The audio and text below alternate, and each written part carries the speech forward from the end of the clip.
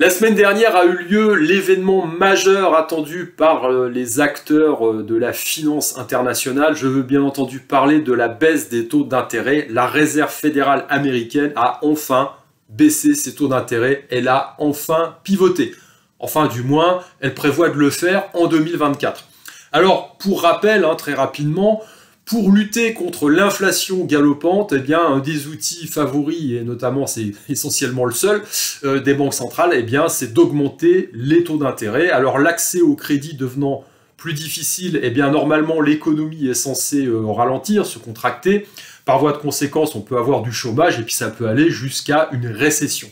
Alors, ces gens-là sont censés piloter, donc ils pilotent le monde financier et par extension l'économie, notamment l'économie réelle, même si on a l'impression qu'il y a une décorrélation depuis quelques années, il y a quand même une corrélation directe entre la finance et l'économie.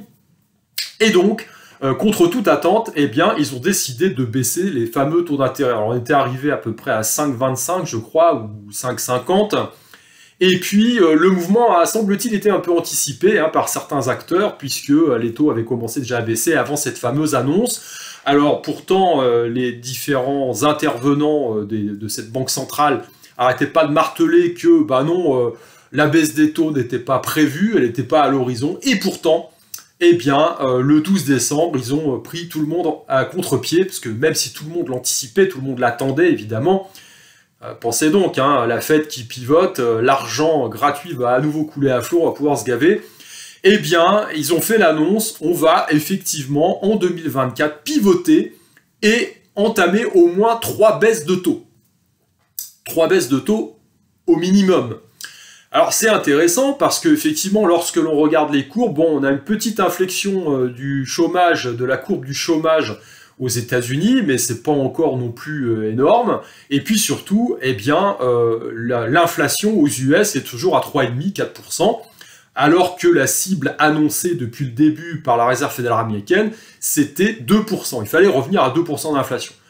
Et là, on n'y est pas encore. Alors pourquoi la Fed pivote? Alors, c'est intéressant parce que sur Internet, on voit différents avis. Je regardais l'avis de Charles Gave qui disait qu'effectivement, l'année prochaine, on a une élection majeure puisqu'on a l'élection du prochain président américain et que peut-être que l'État profond commencerait à se dire tiens, on va faire chauffer l'économie et on va lui balancer, si c'est Trump qui est élu, la patate chaude, comme ça, eh bien, il aura une grosse bouse à gérer puisque, comme les chiffres sont pas encore revenus dans le vert, la machine va surchauffer. Donc c'est effectivement...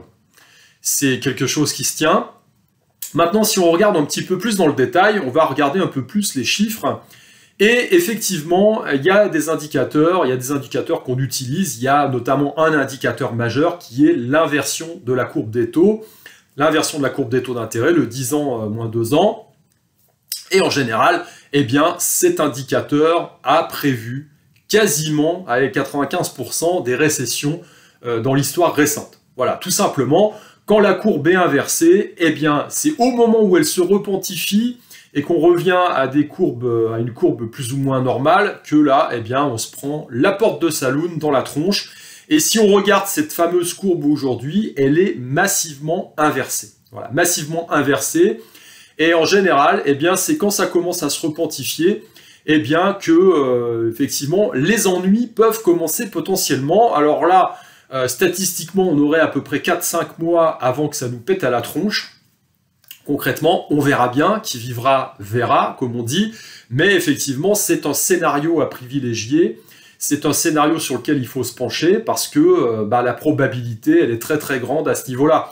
D'autant plus que l'on est dans un environnement économique et financier. Alors je rappelle que dans l'Apocalypse 2030, il y a une énorme partie consacrée à la finance, puisque ça fait partie de notre environnement, l'environnement qu'il s'agit d'assainir. Alors pour l'assainir, il faut déjà le comprendre, et ça a effectivement un impact sur nos vies à tous au quotidien, donc c'est important, c'est primordial de bien comprendre ce qui se passe au niveau monétaire, au niveau financier, et par voie de conséquence au niveau économique. Voilà. Donc, cette fameuse courbe des taux très inversée, eh bien, elle commence à se repentifier. Alors, il y a une autre courbe qui est très intéressante à regarder, c'est effectivement la courbe du chômage aux US qui commence à monter un peu. Donc, on regarde plus dans le détail, effectivement, il y a une courbe qui risque à un moment donné de s'accélérer. Et puis, lorsque l'on regarde les différents documents de la Réserve fédérale, on voit effectivement qu'au niveau des États, économiquement, ça commence à plus que bien ralentir, même si aujourd'hui, l'économie semble effectivement être au beau fixe. Alors, ce qui est intéressant de regarder aussi, c'est le secteur bancaire, parce qu'au mois de mars de cette année, mars 2023, on a eu quand même une petite crise, légère, avec quelques banques qui ont sauté aux US. Alors rassurez-vous, en Europe, on n'est pas mieux lotis, quand on voit les ratios de leverage des banques, il y a de quoi s'effrayer. Ceci dit, effectivement, aux US, eh bien, la Réserve fédérale a encore une fois sorti la planche à billets. Ils ont sorti un bousin, je ne sais plus comment ça s'appelle. On trouve des noms toujours intéressants. Je vous mets le graphique là. Voyez, donc c'est l'intervention tout simplement de la Banque centrale pour garantir effectivement les banques et éviter que ça saute. Et ce qui est intéressant de voir, c'est que ces facilités, eh bien, ne se sont pas taries, entre guillemets. Ça continue. Et puis ça continue de plus belle. Alors, est-ce que les représentants de la Réserve fédérale américaine ont évidemment l'œil sur tous ces chiffres, et comme ils sont là, ils sont censés piloter, ils disent « Ouh là là là là, attention, grosse crise en prévision en avant, droit devant, donc peut-être qu'il faut pivoter tout de suite, très vite, avant de se prendre le mur. » Ça fait penser un petit peu à ça.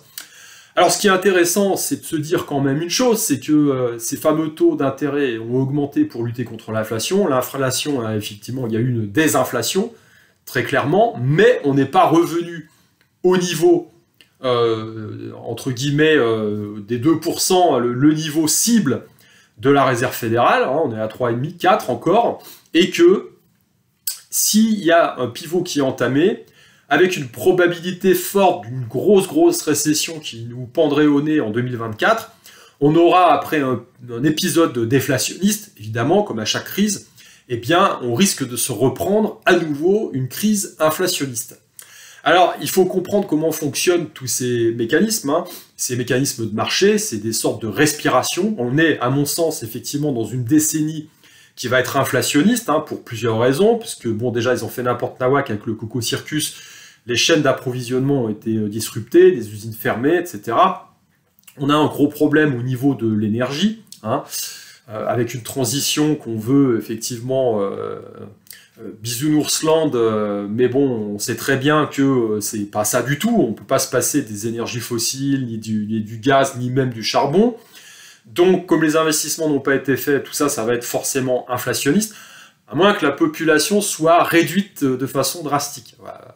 Auquel cas, effectivement, tous ceux qui resteront pourront bénéficier du nouvel environnement, acheter des Tesla et puis utiliser les panneaux solaires pour se chauffer, je ne sais pas. En attendant, on n'y est pas encore. Quand on regarde le parc automobile électrique aux US, ça représente 1% seulement. Donc, effectivement, quand on regarde la télé, les pubs, etc., on a l'impression que tout le monde roule en voiture électrique, mais c'est loin d'être le cas. Donc, pour l'instant, ça reste un vœu pieux. Et donc, pour moi, à mon sens, on est dans une décennie qui va être inflationniste, sur fond, effectivement, de défauts potentiels des États, des États occidentaux qui sont surendettés. Et donc, eh bien, quand on regarde l'équivalent, c'était les années 40. Alors, on compare évidemment, on a comparé l'inflation de ces dernières années à celle des années 70, mais si on jette un œil dans les années 40, on est plus en phase avec ce qui se passe aujourd'hui, quand même, avec un défaut potentiel des États occidentaux sur leur dette, des États qui sont surendettés. Cette dette, elle est bien détenue par quelqu'un, donc voilà, il faut rembourser. Et puis derrière, on a quand même un fonds de guerre. Alors je sais bien qu'aujourd'hui, tout le monde s'intéresse à Depardieu et ses frasques, parce que du coup, il n'y a plus que ça qui compte. Il n'y a effectivement plus de guerre en Ukraine, il n'y a plus de guerre au Proche-Orient, tout va bien, le système bancaire va tout bien, la Fed baisse les taux, donc on va pouvoir à nouveau investir comme des gorées et puis se gaver. On n'a plus de problème du tout, le problème énergétique s'est envolé, notamment en Europe. Donc c'est assez drôle parce qu'un narratif chasse l'autre, exit le Covid, exit le CO2, exit effectivement l'Ukraine et Israël. Aujourd'hui c'est Shrek, c'est Gérard Depardieu qui occupe qui occupe le devant de la scène auprès de Gérard et Janine, qui effectivement regardent ça en se disant « Quel gros dégueulasse hein !» Enfin, ou alors d'autres qui prennent parti pour lui, évidemment. Hein. C'est toujours la même histoire, une polarisation pour créer un bel écran de fumée, éviter de regarder ce qui se passe en backdrop, donc derrière le rideau, hein, derrière le fameux rideau de fumée, c'est le cas de le dire. Donc, aujourd'hui, effectivement, tous les problèmes qu'on connaissait depuis au moins 2 ans, 3 ans même, voilà, ne sont pas réglés, très loin de là.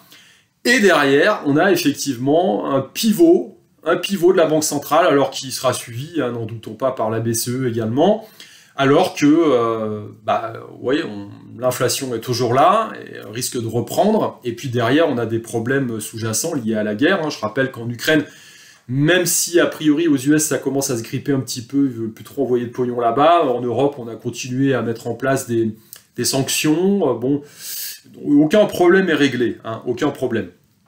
Donc si on regarde les indicateurs majeurs, alors je dis pas que ça va se produire, mais il y a de fortes probabilités effectivement pour qu'on ait un printemps 2024 qui soit, on va dire, un chouïa mouvementé. Hein.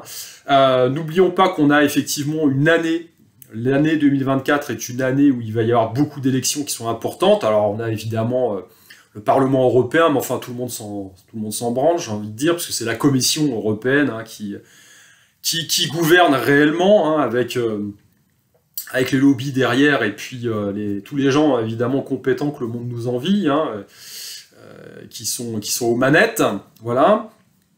Mais on a surtout l'élection américaine, on a effectivement Trump qui se remet en lice, à qui on essaye de mettre des bâtons dans les roues, hein, effectivement, quand on voit ce qui se passe au niveau du Colorado, bon, c'est pas très démocratique tout ça, mais enfin quand on regarde un petit peu ce qui se passe en France avec tous les 49.3 qui pleuvent, hein, alors là pour le coup si on remplissait les nappes phréatiques de 49.3, on n'aurait plus de soucis pour plusieurs générations, hein. Bref, donc on voit qu'on baigne évidemment dans un environnement hyper démocratique, tout va bien, on est dans des zones, alors même en Russie, il va y avoir des élections, mais là bon, il n'y a pas trop à s'inquiéter, je pense que Vladimir Poutine s'est garanti déjà sa place pour un bon bout de temps, donc là c'est plus vraiment un sujet.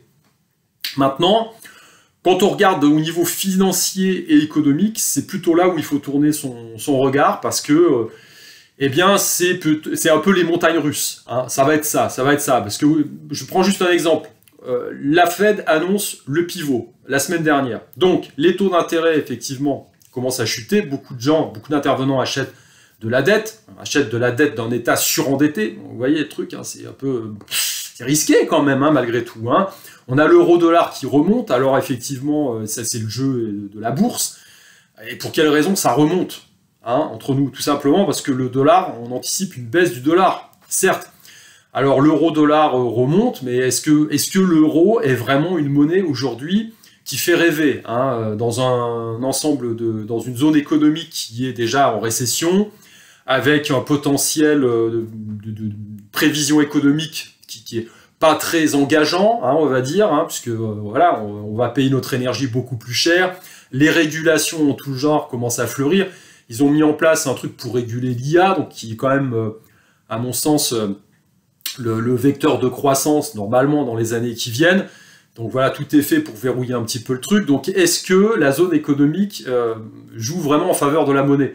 Pas vraiment, mais tout ça, c'est de la spéculation. Alors si on commence à entrer dans une zone de turbulence l'année prochaine, au printemps, et puis qu'il y a une grosse récession en prévision, on va avoir une déflation. C'est-à-dire les gens vont vendre les actions massivement, vont vouloir retirer du cash. Et qu'est-ce qui se passera à ce moment-là?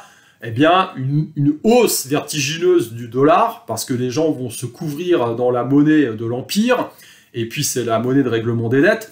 Donc vous voyez, c'est un petit peu ce jeu de montagne russe, hein.